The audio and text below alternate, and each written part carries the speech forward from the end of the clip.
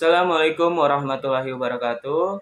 Perkenalkan, nama saya Muhammad Rifat Zaki dari Prodi Pendidikan Agama Islam di sebuah Universitas Negeri Jakarta. Nah, pernah nggak sih kita ini ngerasa sangat yakin sama sesuatu yang udah kita pelajari selama ini, yang kita tekuni selama ini, atau bahkan yang kita berbanggakan selama bertahun-tahun. Lalu, tiba-tiba keyakinan itu goyah karena muncul satu data yang sangat berbeda. Nah, saya mau cerita soal seorang profesor. Dia adalah ahli biologi molekuler.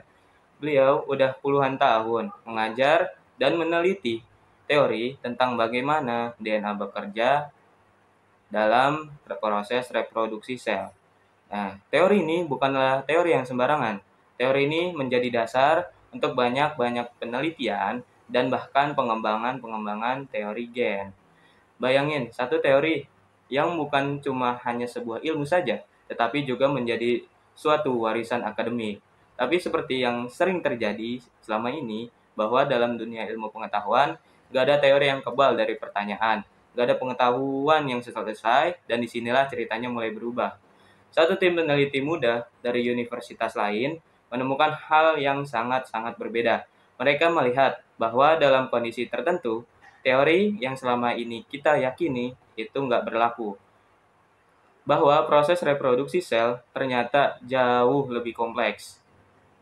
Ada interaksi yang nggak terduga antara DNA dan faktor-faktor lingkungan. Dan itu bikin kita bertanya ulang, apakah mungkin selama ini kita terlalu menyederhanakan sesuatu yang sebenarnya jauh lebih dalam? Tentu saja, reaksi awal dari sang profesor ini adalah berupa tekanan.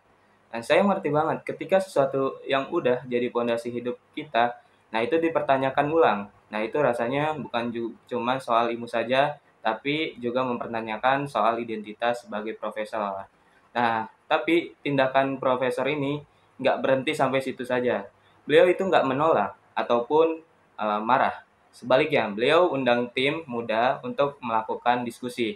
Nah, sampai titik sini saja, saya sudah sangat salut sekali karena banyak dari kita merasa terancam malah tutup telinga. Tapi beliau melakukan pembukaan ruang terhadap para peneliti muda tersebut. Nah, mereka ini duduk bersama, bahas data, diskusi metode, tinjau ulang eksperimen, bahkan cek analisis statistik. Nah, diskusinya itu bukan soal siapa yang benar, tetapi bagaimana caranya memahami kenyataan-kenyataan yang baru. Dan disinilah nilai penting dalam ilmu pengetahuan muncul, yaitu adalah falsifikasi. Satu kata yang kedengarannya sangat rumit, tapi punya makna yang dalam banget. Falsifikasi artinya kita berani menguji teori yang ada, berani menerima kemungkinan bahwa apa yang kita anggap benar selama ini ternyata itu adalah sebuah keliruan. Bukan karena ilmunya yang salah, tetapi karena pengetahuan seiring zaman terus berkembang. Nah, dalam falsifikasi ini, kita nggak kehilangan ilmu, atau kita justru menguatkan ilmu itu. Karena ia berhasil melewati ujian, atau kita menemukan arah baru yang jauh lebih akurat.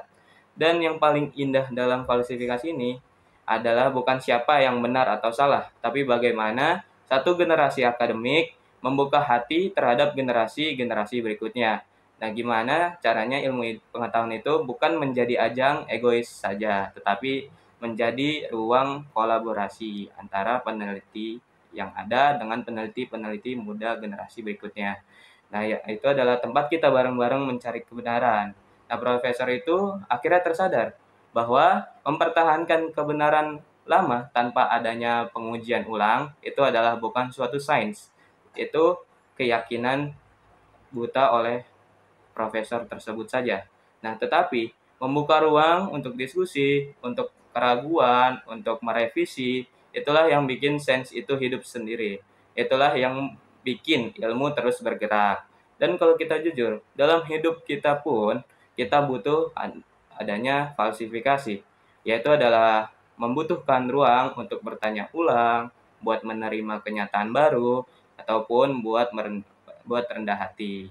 Karena belajar cuma tentang menambah tahu atau menambah ilmu saja, tetapi juga tentang siapa yang berani mengubah cara pola pikir. Nah, dari cerita ini saya belajar satu hal, ilmu itu bukan milik satu orang. Ilmu adalah proses yang berupa kolektif, yang dibangun dari keberanian atas bertanya, kerendahan hati untuk mendengar, dan keikhlasan untuk berubah. Nah, ilmu itu bukan soal menang atau kalah. Ilmu adalah cahaya, dan cahaya itu cuma bisa muncul kalau kita berani mengintip di balik kegelapan itu saja. Nah, mungkin itu saja dari saya. Nah, kurang lebihnya mohon maaf. Wabillahi taufiq wal hidayah. Wassalamualaikum warahmatullahi wabarakatuh.